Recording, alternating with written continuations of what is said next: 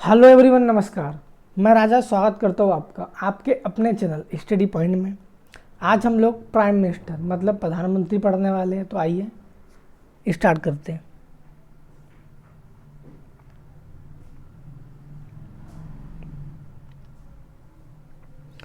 Prime minister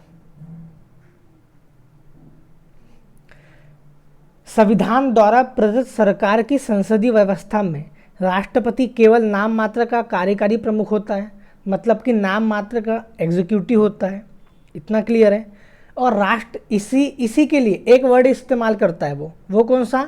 D is your executive. फिर से, संविधान द्वारा प्रदत्त सरकार की एक संसदीय व्यवस्था में राष्ट्रपति केवल नाम मात्र का कार्यकारी प्रमुख होता है और उसके लिए एक वर्ड इस्तेमाल करता है, वो कौन सा? D is your executive. ठीक है। तथा वास्तविक कार्यकारी शक्तियां प्रधानमंत्री में निहित होती है और उसके लिए एक वर्ड इस्तेमाल करता है, वो कौन सा? De facto executive. इतना क्लियर है। दूसरे शब्दों में राष्ट्रपति राज्य का प्रमुख होता है या राज्य से रिलेट, स्टेट से नहीं है। राज्य मतलब कि पूरा देश। इतना क्लियर है। फिर से, दूसरे शब्दों में राष्ट्रपति राज्य का प्रमुख होता है जबकि प्रधानमंत्री सरकार का प्रमुख होता है। इतना क्लियर है। आगे देखें। अब अपॉइंटमेंट कैसे कैसे होता है, मतलब कि नियुक्ति कैसे कैसे होती है प्रधानमंत्री की, आइए देखते हैं। संविधान में प्रधानमंत्री के निर्वाचन और नियुक्ति के लिए कोई विशेष प्रक्रिया नहीं दी गई है। अनुच्छेद 75 केवल इतना कहता है कि राष्ट्रपति प्रधानमंत्री की नियुक्ति करेगा, मतलब कि प्रधानमंत्री को ओथ कौन दिलाएगा? राष्ट्रपति। प्रधानमंत्री की नियुक्ति कौन करेगा? राष्ट्रपति। दोनों बात एक ही है। इतना क्लियर है। हालांकि इसका अभिप्राय यह नहीं है कि राष्ट्रपति किसी भी व्यक्ति को प्रधानमंत्री नियुक्त करने हेतु स्वतंत्र है। सरकार की संसदीय व्यवस्था के अनुसार राष्ट्रपति लोकसभा में बहुमत प्राप्त दल के नेता को ही प्रधानमंत्री नियुक्त कर सकता है। इतना क्लियर है। आगे देखें। परंतु यदि लोकसभा में कोई भी दल स्पष्ट बहुमत में ना हो तो राष्ट्रपति प्रधानमंत्री की नियुक्ति अपने व्यक्तिगत विवेक स्वतंत्रता का प्रयोग कर सकता है प्रधानमंत्री की नियुक्ति में। अब कैसे कर सकता है? इस स्थिति में राष्ट्रपति सामान्य तो सबसे बड़े दल अथवा गठबंधन के नेता को प्रधानमंत्री नियुक्त कर सकता है और उससे 1 माह के भीतर सदन में विश्वास मत हासिल करने के लिए कह सकता है। अगर देख लो, जैसे कि ये पता नहीं चल पा रहा है कि किसके पास सीट ज़्यादा है, तो राष्ट्रपति अपने बहुमत का प्रयोग करके जो सबसे बड़े दल का नेता है अथवा जो गठबंधन का नेता है उसे प्रधानमंत्री नियुक्त कर सकता है और उससे 1 माह के भीतर सदन में विश्वास मत हासिल करने के लिए कह सकता है। इतना क्लियर है। आगे देखें। राष्ट्रपति द्वारा इस विवेक स्वतंत्रता का प्रयोग प्रथम बार 1979 में किया गया जब तत्कालीन राष्ट्रपति नीलम संजीव रेड्डी ने मोरारजी देसाई वाले जनता पार्टी की सरकार के पतन के बाद चरण सिंह, जो कि गठबंधन के नेता थे, को प्रधानमंत्री नियुक्त कर दिया था। किसने किया था? नीलम संजीव रेड्डी ने। अगला देखें। 1997 में उच्चतम न्यायालय मतलब कि सुप्रीम कोर्ट ने निर्णय दिया। क्या दिया? कि एक व्यक्ति जो किसी भी सदन का सदस्य ना हो, मतलब कि लोकसभा का भी सदस्य ना हो, राज्यसभा का भी सदस्य ना हो, 6 महीने के लिए प्रधानमंत्री नियुक्त किया जा सकता है। ध्यान देना भाई साहब, ये जितनी भी बातें यहाँ पर लिखी अपने आप में क्वेश्चन है। डन है। आगे देखते हैं। मैंने बोला 1997 में उच्चतम न्यायालय मतलब सुप्रीम कोर्ट ने निर्णय दिया कि एक व्यक्ति जो किसी भी सदन का सदस्य ना हो, लोकसभा का भी नहीं हो, राज्यसभा का भी नहीं हो, 6 महीने के लिए प्रधानमंत्री नियुक्त किया जा सकता है। इस समय अवधि में उसे संसद में किसी भी सदन का सदस्य बनना पड़ेगा, मतलब कि 6 महीने के अंदर उसको लोकसभा या फिर राज्यसभा से मेंबर ऑफ पार्लियामेंट बनना पड़ेगा, अन्यथा वह प्रधानमंत्री के पद पर नहीं बने रहेगा। इतना क्लियर है। आगे देखें। संविधान के अनुसार प्रधानमंत्री संसद के दोनों सदनों में से किसी का भी सदस्य हो सकता है। राज्यसभा का भी हो सकता है और लोकसभा का भी हो सकता है। राज्यसभा के लिए बोलेंगे तो 30 वर्ष आयु, एज 25 लोकसभा के लिए। आगे देखते हैं, नोट क्या लिखा है भैया। प्रधानमंत्री के वेतन एवं भत्ते संसद द्वारा समय समय पर निर्धारित किए जाते हैं। ये भी क्वेश्चन पूछता है कि प्रधानमंत्री के सैलरी और भत्ते को निर्धारित करता है। ऑप्शन में राष्ट्रपति दे देगा, पार्लियामेंट दे देगा, 2-3 ऑप्शन दे देगा। राइट आंसर हो जाएगा हमारा पार्लियामेंट। इतना क्लियर है। वह संसद सदस्य को प्राप्त होने वाले वेतन एवं भत्ते प्राप्त करता है। इतना क्लियर है। अब देखते हैं प्रधानमंत्री में कौन कौन सी शक्तियाँ निहित होती है। तो सबसे पहले देखते हैं मंत्रिपरिषद के संबंध में। तो देखना, केंद्रीय मंत्रिपरिषद के प्रमुख के रूप में प्रधानमंत्री की शक्तियाँ निम्न हैं। भाई साहब, केंद्रीय मंत्रिपरिषद का प्रमुख कौन होता है? प्रधानमंत्री होता है, क्योंकि बहुमत दल का नेता कौन होता है? प्रधानमंत्री होता है। क्लियर है। अब ध्यान से देखना, पहला है वह मंत्री नियुक्त करने हेतु अपने दल के व्यक्तियों की राष्ट्रपति से सिफारिश कर सकता है। राष्ट्रपति उन्हीं व्यक्तियों को मंत्री नियुक्त करेगा जिनकी सिफारिश प्रधानमंत्री द्वारा की जाती है। मतलब कि वह अपने दल के व्यक्तियों की सिफारिश राष्ट्रपति से करेगा कि भैया तुमको इस आदमी को ये पद की ओथ मतलब शपथ आपको दिलाना है। इतना क्लियर है।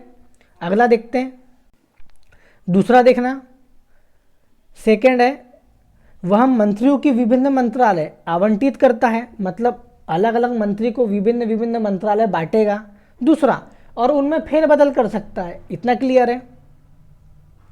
थर्ड देखते हैं, वह किसी मंत्री को त्यागपत्र देने अथवा राष्ट्रपति को उसे बर्खास्त करने की सलाह दे सकता है। इतना ठीक है। मतलब कि केंद्रीय मंत्री ओथ किसके सामने लेंगे? प्रेसिडेंट के सामने लेंगे। सेंट्रल मिनिस्टर की बात कर रहा हूँ। और सेंट्रल मिनिस्टर अपना रेजिग्नेशन किसको देंगे? प्रेसिडेंट को देंगे। क्लियर है। आगे देखना, वह मंत्रिपरिषद की बैठक की अध्यक्षता करता है। जाहिर सी बात है, सबसे बड़ा पीएम होता है तो अध्यक्षता करेगा तथा उसके निर्णय को प्रभावित करता है।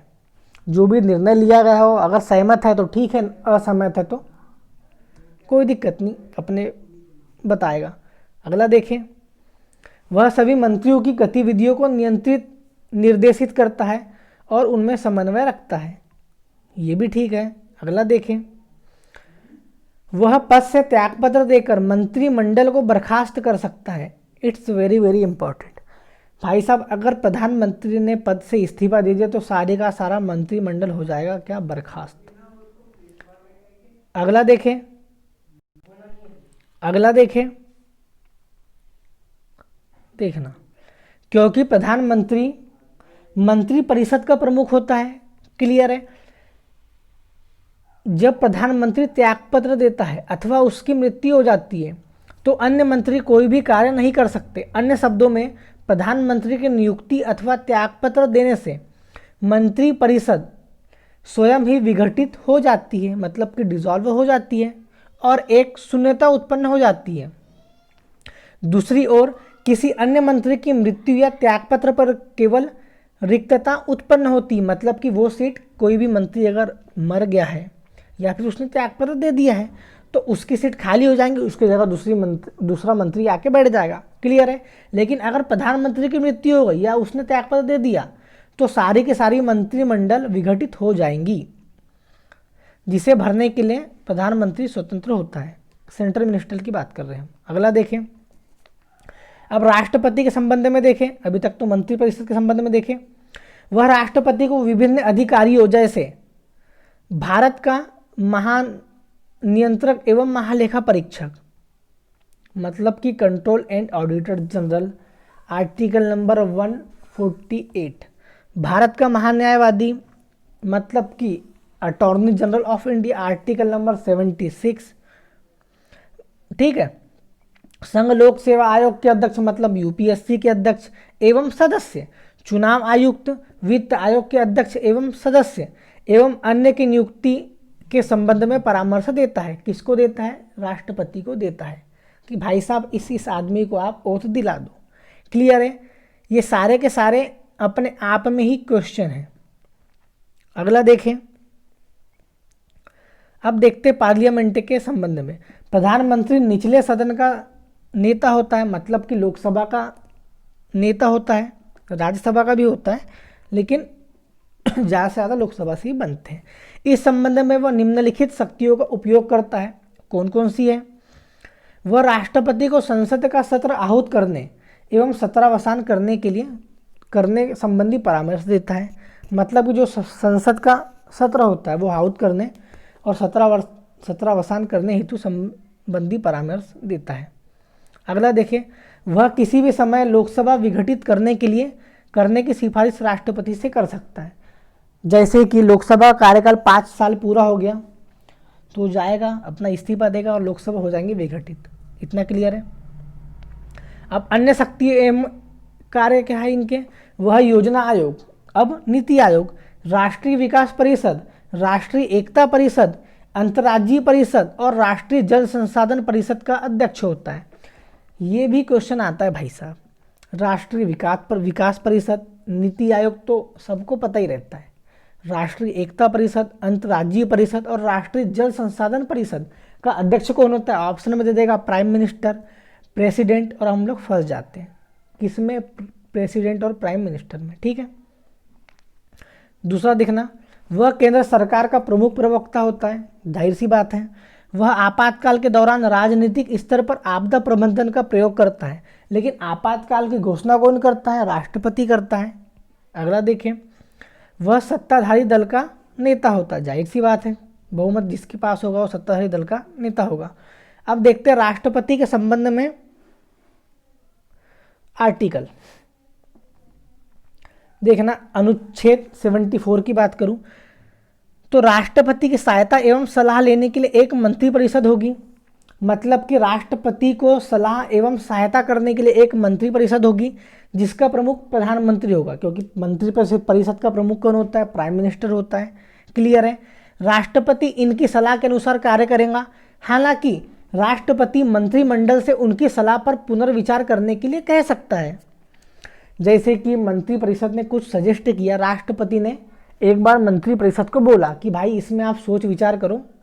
क्लियर है। लेकिन राष्ट्रपति इस पुनर्विचार के बाद दी गई सलाह के अनुसार कार्य करेगा।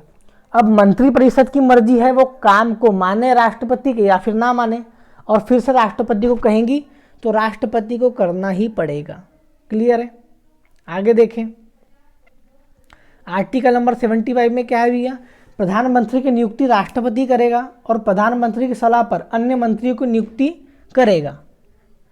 मंत्री राष्ट्रपति के प्रसाद पर्यंत अपने पद पर बने रहेंगे। जैसे कि मैंने आपको बताया, सेंट्रल मिनिस्टर या फिर प्रधानमंत्री की भी बात करूं तो ओथ कौन दिलाएगा? प्रेसिडेंट। रेजिग्नेशन किसको देंगे?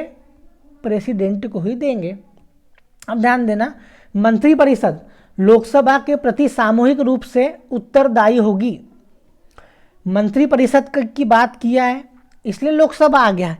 अगर वह बोलता केंद्रीय मंत्री किसके प्रति सामूहिक रूप से उत्तरदायी होंगे तो आंसर आता है हमारा प्रेसिडेंट, क्योंकि केंद्रीय मंत्री को ओथ कौन दिलाता है? राष्ट्रपति जी दिलाते हैं। रेजिग्नेशन किसको देते हैं? राष्ट्रपति को देते हैं। क्लियर है। दोनों क्वेश्चन आते हैं। अब देखते हैं प्रधानमंत्री से संबंधित महत्वपूर्ण अनुच्छेद कौन कौन से हैं। अनुच्छेद 74 में क्या है भैया? मंत्रिपरिषद का राष्ट्रपति का सहयोग एवं परामर्श देना। मतलब कि मंत्रिपरिषद का राष्ट्रपति को सहयोग एवं परामर्श देना, जिसके बारे में मैंने आपको 2-3 बार बता ही दिया इस वीडियो में। दूसरा क्या है? 75 में दिया गया है मंत्रियों से संबंधित अन्य प्रावधान। अगला देखें, अनुच्छेद 77 में दिया है भारत सरकार द्वारा कार्यवाहिकों का संचालन, आर्टिकल नंबर 77 में। अगला देखें, आर्टिकल नंबर 78 में क्या दिया गया? प्रधानमंत्री का राष्ट्रपति को सूचनाएं प्रदान करने संबंधी कर्तव्य। मतलब कि प्रधानमंत्री राष्ट्रपति को सूचनाएं देगा कि भैया कैसा क्या चल रहा है।